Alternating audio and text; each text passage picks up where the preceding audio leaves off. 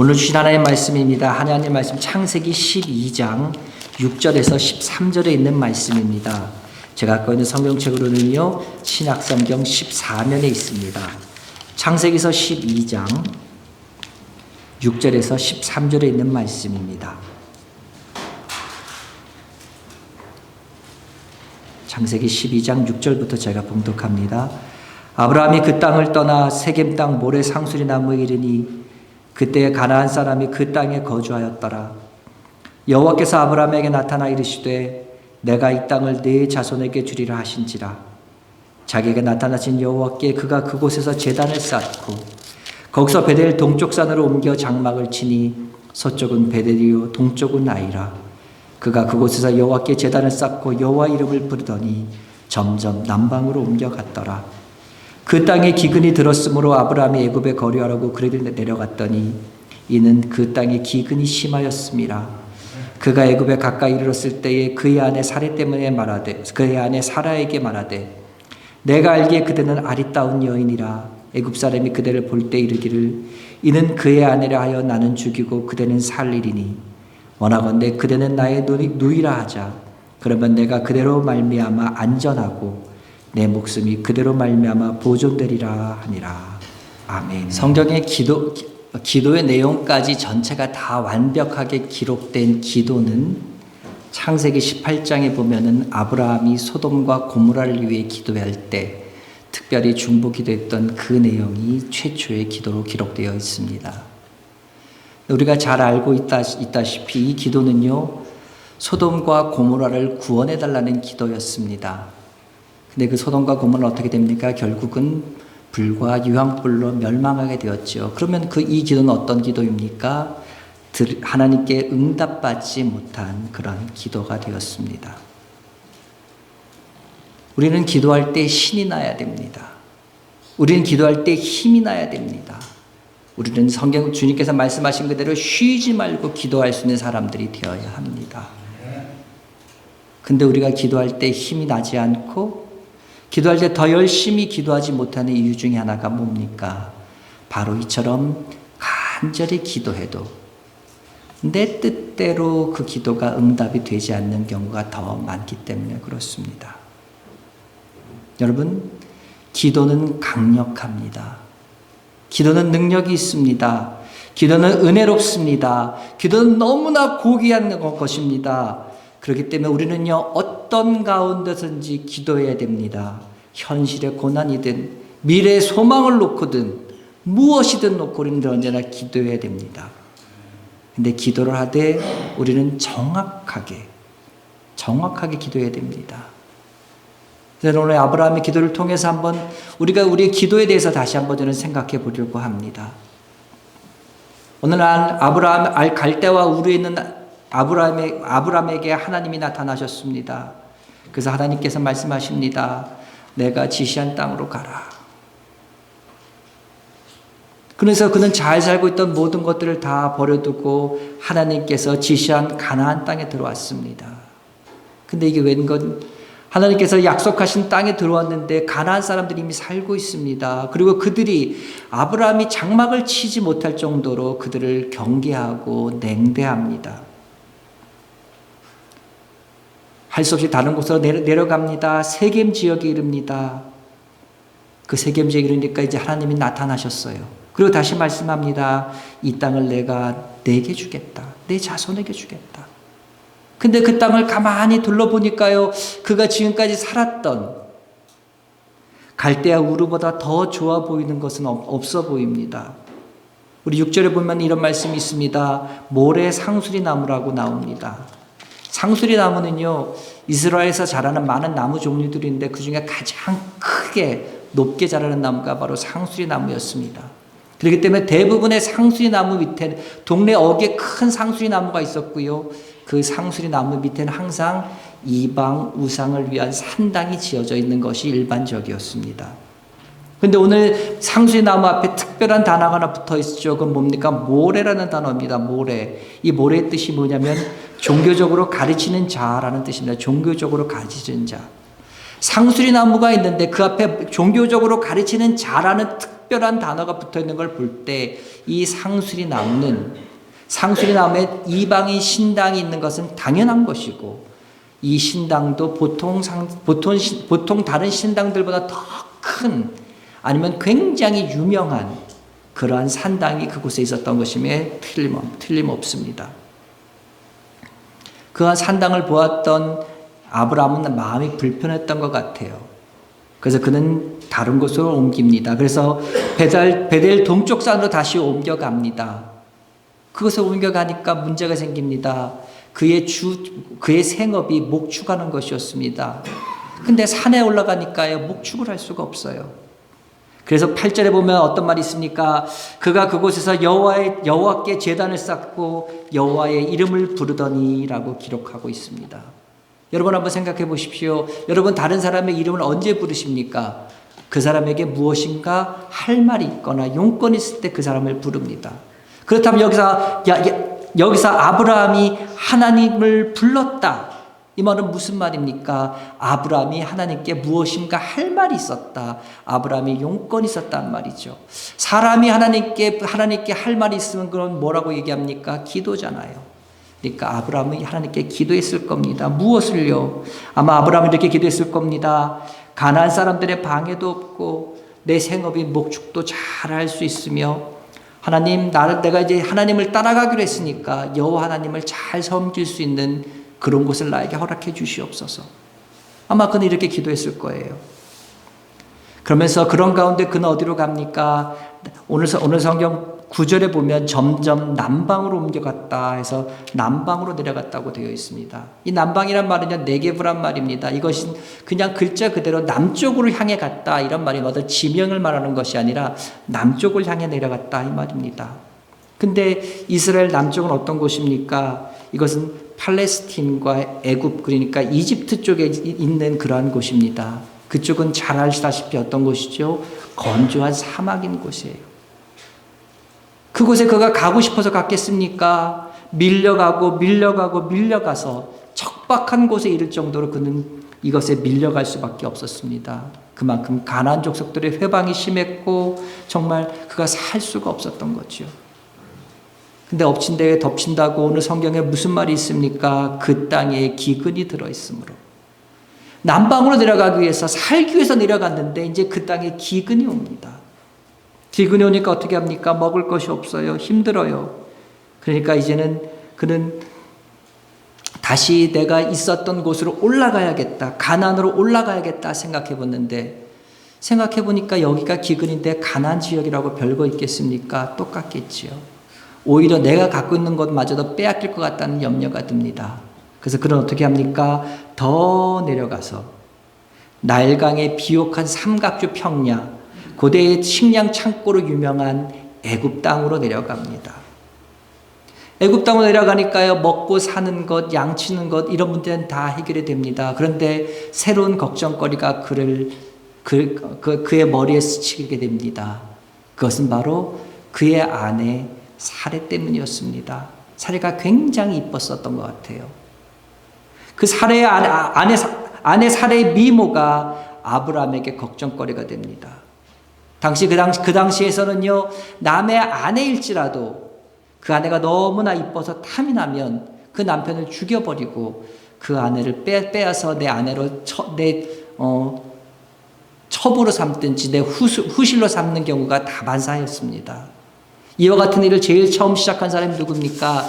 창세기 4장에 나오는 가인의 후예였던 라멕이라는 사람입니다. 성경 기록된 최초의 일부 다처제의 삶을 산 사람입니다.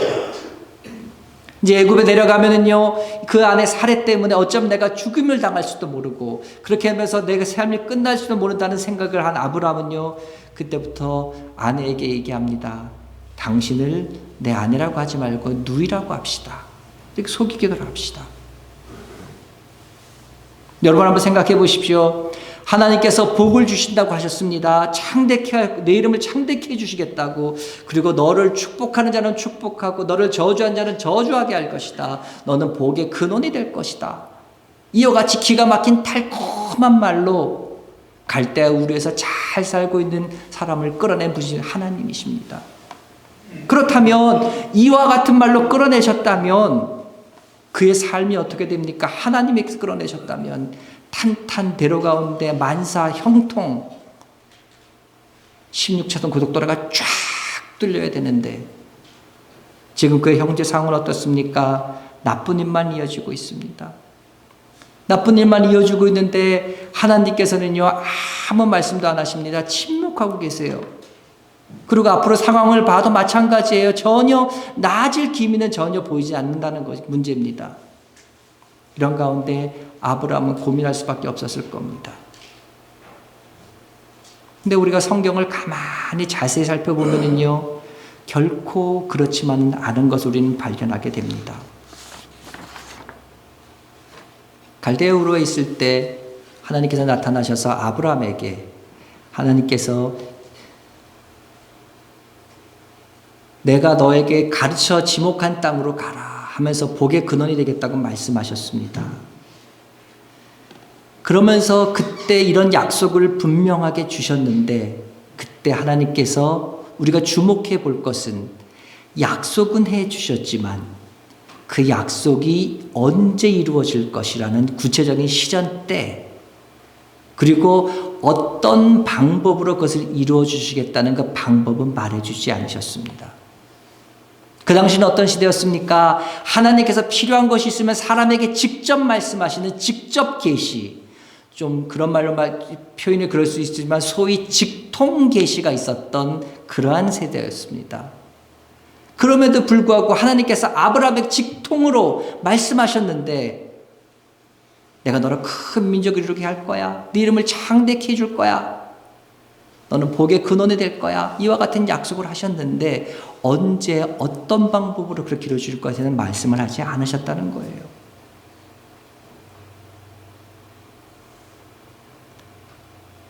아브라함을 갈대아 우르에서 부르시기 위해서 나타나신 그 하나님께서 다시금 아브라함에게 나타내 보여주신 것이 언제입니까? 세겜 땅 모래 상수리 나무에 이르렀을 때 하나님께서 다시 나타나셨습니다.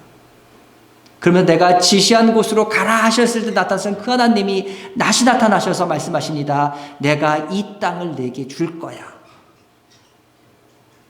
하나님의 약속을 믿고 나왔다면 하나님께서 다시 나타나셔서 이 땅을 내가 너한테 줄 거야 했다면 이때 아브라함은 그 땅을 굉장히 주목해 봐야만 했었습니다. 하나님께서 내게 지시한 땅으로 가라고 말씀하시면서 인도한 곳이라면 창세기 12장 2절에서 내가 너로 큰 민족을 이루고 내게 복을 주어 내 이름을 창대하게 하리니 너는 복의 근원이 될지라고 말씀하신 그 약속을 가장 잘 이룰 수 있는 장소로 아브라함을 인도하셨을 겁니다. 그렇다면 바로 거기가 복의 근원으로 여호와 하나님을 섬김으로 말미암아 그가 어떻게 잘 되는지를 여호와 하나님을 모르는 이방인들에게 보여줄 수 있는 가장 최고의 그와 같은 장소였을 것임에 틀림없습니다.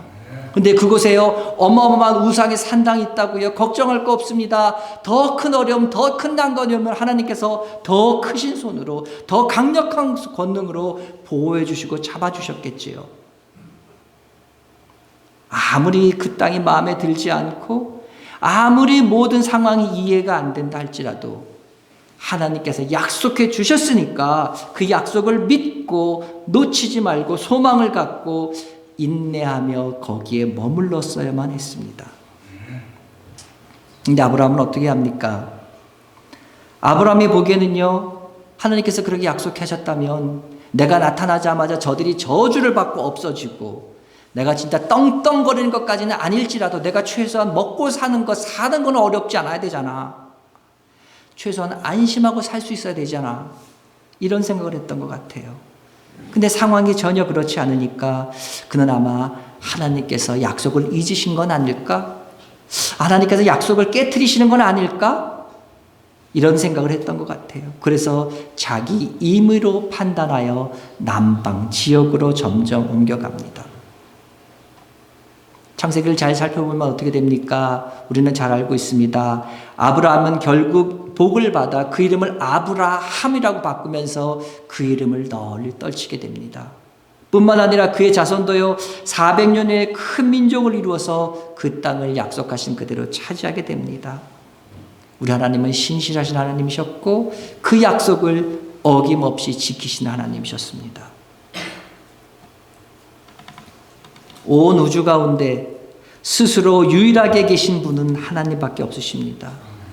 그 하나님은요 세상 모든 일들에 대해서 완벽한 계획, 마스터 플랜을 갖고 계십니다. 그리고 그것에 따라서 절대적인 주권으로 완벽한 섭리에 따라 세상을 통치하고 계십니다.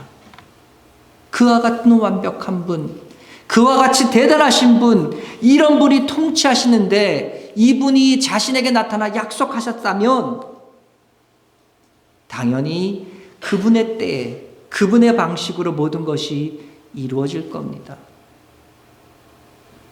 아브라함은요 후손을 주시겠다는 하나님의 약속을 하란을 떠날 때인 75세의 약속을 처음 받게 됩니다. 75세의 약속을 받고 10년을 기다렸습니다. 근데 아무런 징조가 없습니다. 아이가 생기질 않아요.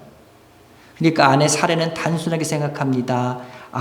아브라함의 씨면 되겠지. 아브라함의 씨면. 그래서 자기가 데리고 있던 몸종인 하갈을 아브라함의 후처로 들여서 아들을 낳게 합니다.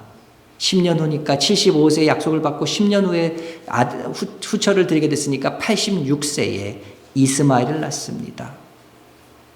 근데 그 이스마엘을 통해서 그 집이 평안해졌습니까? 그 집의 모든 것이 다시 새롭게 되었나요? 아니요. 집안이 더 불화가 생겼습니다. 집안이 흔들립니다. 시끄럽습니다. 분란만 생겼습니다.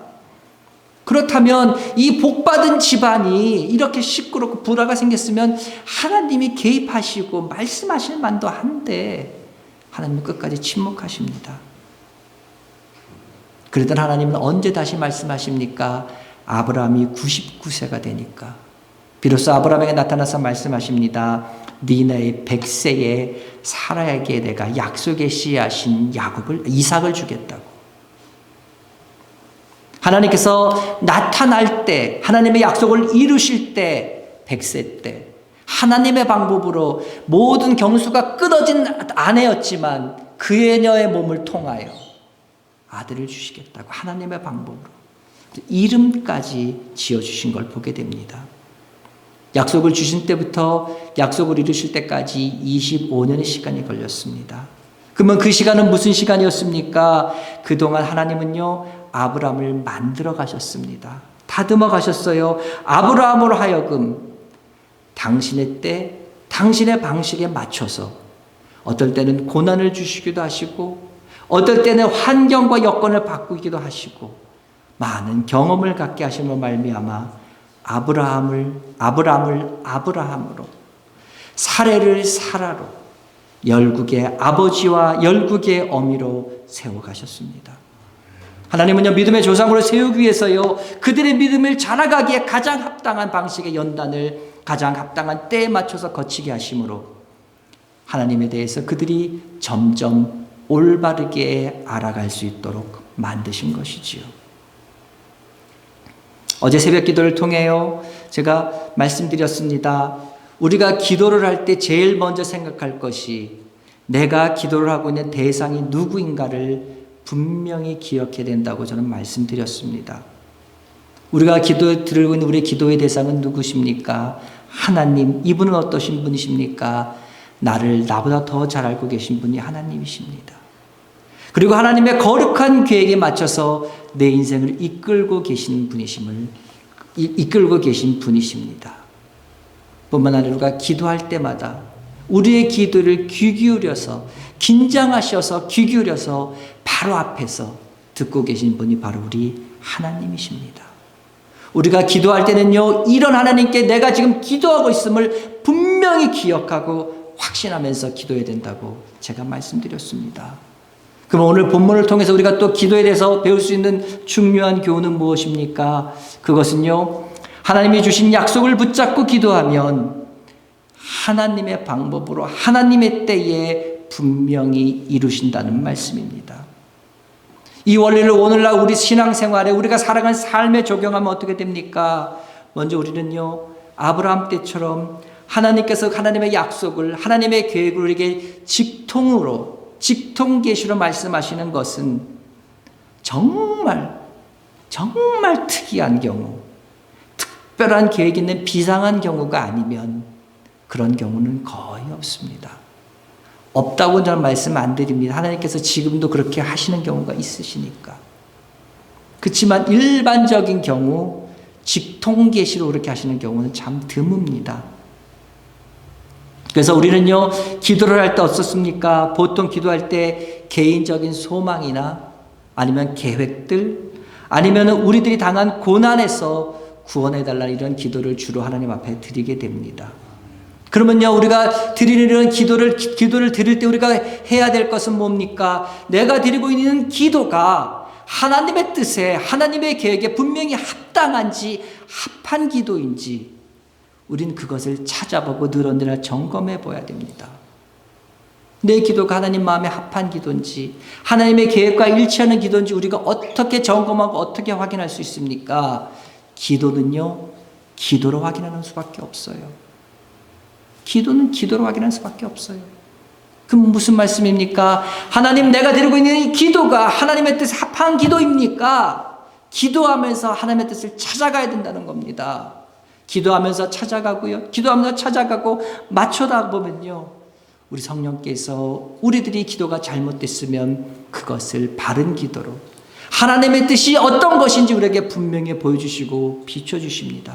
로마서 8장 26절 우리에게 얘기합니다. 이와 같이 성령도 우리의 연약함을 도우시나니 우리가 마땅히 기도할 바를 알지 못하나 오직 성령이 말할 수 없는 탄식으로 우리를 위하여 친히 간구하신다.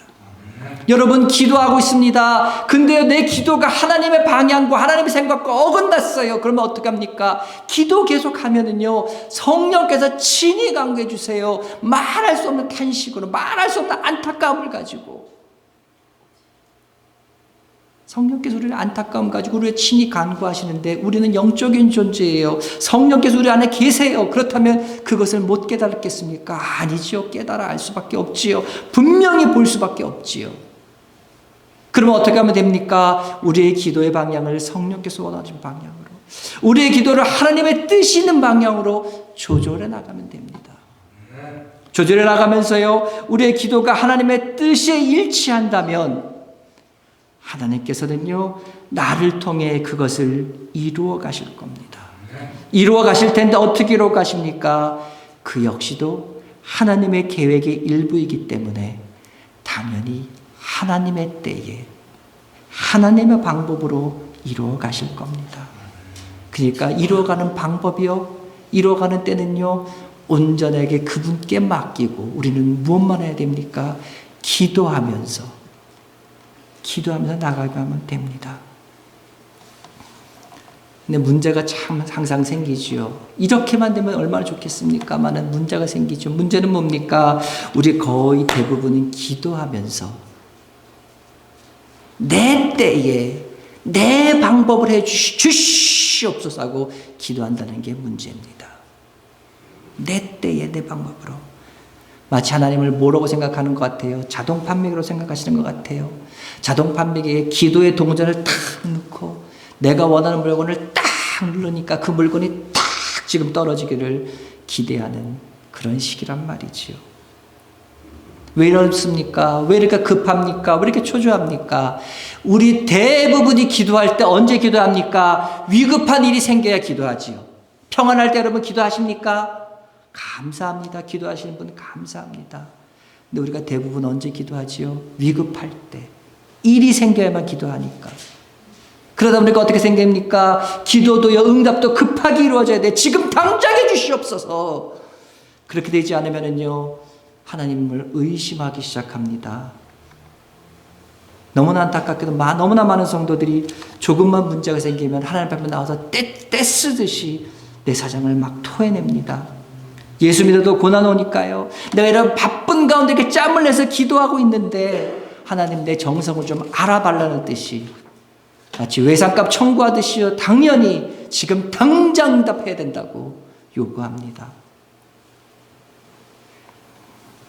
하나님이 주시는 약속의 열매인 복을 생각하고 그걸 받으려고 하지, 그분과 오랫동안 계속해서 영적인 씨름하는 일에는 관심도 없고 우리의 기도가 그런 과정이라는 것들은 아예 기억조차 못하고 있다는 말씀입니다. 아브라함의 경우에서 보듯이요, 하나님은요, 하나님의 특별한 계획, 특별한 의도가 있지 않은 한 당신에 대한 계획, 하나님이 우리에게 갖고 있는 생각, 계획을요, 우리한테 100% 전체 다 보여주시는 경우는 거의 없습니다. 아니, 없다고 봐도 무방합니다. 하나님은 우리가 기도해 가면서, 씨름해 가면서, 영적인 씨름을 해 가면서 나아갈 때에 하나님께서 우리의 눈을 열어주셔서 조금씩 점진적으로 조금씩만 밝혀주십니다. 기도하면서 영적인 분별력이, 기도하면서 우리의 영적인 지혜가 커져 나가야지만 하나님의 뜻을 조금 더 깊게, 조금 더 넓게 알아갈 수 있다는 말입니다. 신앙에는 영웅이 없고 신앙에는 천재가 없다는 말이 있습니다. 맞습니다. 저 100% 동의합니다. 신앙에는요, 천재나 영웅이 없습니다. 왜요? 우리는 원죄로 타락할 수밖에 없는 인간이기 때문에 신앙의 영웅이 될 수도 없고 신앙의 천재가 될 수도 없어요. 예수님의 수제자였던 베드로가 신앙의 영웅이었던 것 같습니까? 예수님께서 베드로를 부르는 그 순간 내가 너를 제자로 삼을 건데 너는 나중에 십자가에 거꾸로 달려 죽을 거야. 내 제자가 되라. 그러면 예수님의 제자가 됐을까요? 아니요. 도망갔을 거예요. 그러나 예수님 밑에서 3년의 가르침을 받았고 훈련을 받았고 예수님을 부인하면서 도망가기도 한 그러한 처참한 실패를 거쳐서 성령께서 들어쓰시고 붙들어 주셨을 때 그는 마지막 순간 내 스승인 주님과 같은 모습으로 나는 죽을 수 없다며 자청해서 거꾸로 달려 순교하는 그와 같은 사람으로 신앙의 영웅으로 바뀌어갈 수가 있었습니다. 여러분, 아무리 하나님께서 계속 침묵하고 외면하는 것 같아도요, 우리가 기도하는 것이 하나님 뜻에 합당한 것이라는 확신이 있다면 끝까지 기다리면서 기도하십시오. 어쩌면은요, 그 기도의 응답을 내 생전에 볼지 못할지도 모릅니다. 그러나 우리 하나님 신실하신 하나님이시기 때문에 내가 죽은 이후에라도 하신 그 약속을 분명히 이루시는 분임을 믿으시기 바랍니다. 여러분, 기도 응답이 오래 지체되어서 여러분 의심이 간다면요, 성령님의 인도를 구하십시오. 그분께서 분명히 밝히 보여주실 겁니다. 사랑하는 여러분, 우리가 기도하고 있지만 하나님께서 오랫동안 침묵하시는 것은요, 우리 앞에 놓여 있는 상황들과 우리 앞에 놓여 있는 모든 사건들이 내가 기대하는 바와 하나님께서 우리에게 보여주신 바와 다른 쪽으로 흐른다 할지라도 우리의 믿음이 흔들리지 않고 인내하면서 주만 바라보면서 소망으로 기뻐하며 나아가기를 기대하시기 때문입니다. 물론 우리는 연약한 인간입니다. 우리의 본성은요, 악합니다. 거기다 사단이 역사해가지고 회방합니다. 그래서 우리는 종종, 많이 실망해서 넘어집니다. 언제 이루어질지도 알 수 없는 약속을 붙들고 끝까지 갈 만한 믿음이 좋은 분들 정말 없습니다. 심지어 오늘 성경 본문의 주인공인 아브람 역시도 실패했습니다. 그러질 못했어요. 그러나 하나님은요, 실패한 인생, 넘어진 인생을 가지고 탓하시는 것이 아니라 하나님은요, 넘어져도 엎어져도 그래도 오뚜기처럼 계속해서 일어나는 그 믿음을 가진 사람을 가장 귀하게 여기신 줄 믿으시기 바랍니다.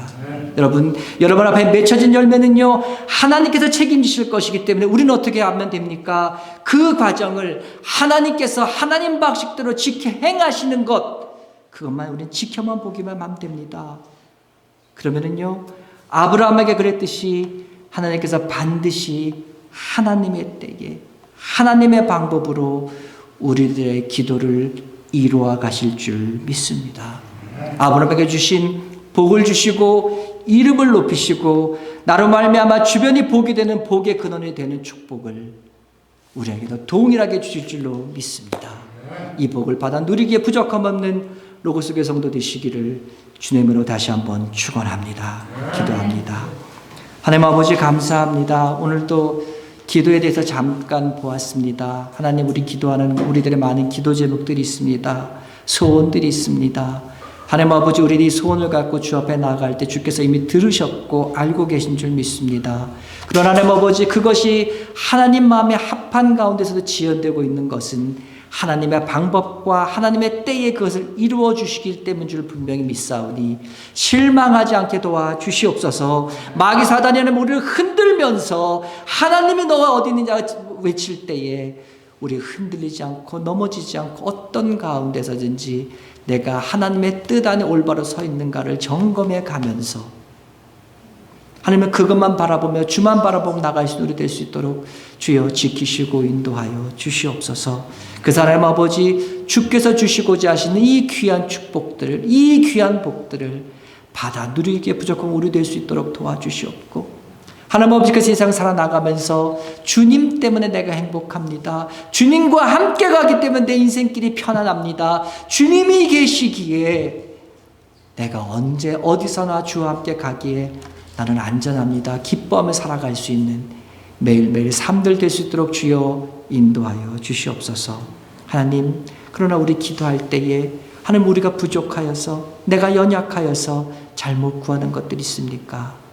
주의 성령께서 역사해 주셔서 알려주시고 깨닫게 하여 주시고, 주님 주께서 알려주시고 깨달았을 때에 하나님 내 뜻과 다를지라도 그것이 하나님의 뜻이고 알려주신 뜻대로 우리 삶들을 수정해 가고 우리의 뜻을 수정해 가기에 부족함 없는 주저하지 않는 우리 될 수 있도록 믿음도 허락하여 주셔서 날마다 삶들이 주께서 원하시는 삶대로 걸어가는 삶, 매일매일 일들이 주께서 원하시는 일들을 해간 우리들의 삶, 주께서 바라시는 매일매일들이 우리 가운데 이루어지는 놀라운 축복들이 있어져 갈 수 있도록 주여 함께하여 주시옵소서. 그 하나님 아버지, 우상에 가득한 하나님 아버지, 그 땅에 주께서 복의 근원으로 아브라함을 세워주셨던 것처럼 이 썩어져가는 세상, 더러운 세상, 하나님 아버지, 기댈 곳 전혀 없는 이 세상 가운데에 우리 사랑하는 로고스의 성도들을 복의 근원으로 세워주심으로 말미암아 이 성도들을 통하여 이 가정이 복을 받고, 이 성도들을 통하여 에드먼턴이 복을 받고, 이 성도를 통하여 이 나라에, 이곳에 하나님의 나라가 세워지기에 부족함 없는 귀한 복의 근원들을 세워주시옵기를 간절히 축복하며 기도하오니 주여 이루어 주시옵소서. 예수님의 이름으로 기도드렸사옵나이다. 아멘. 기도하겠습니다.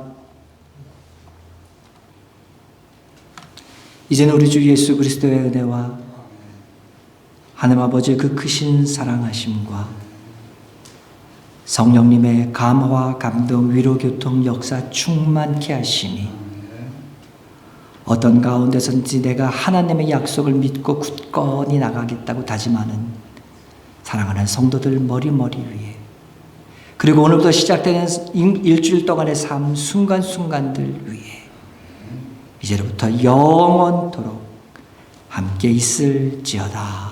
아멘.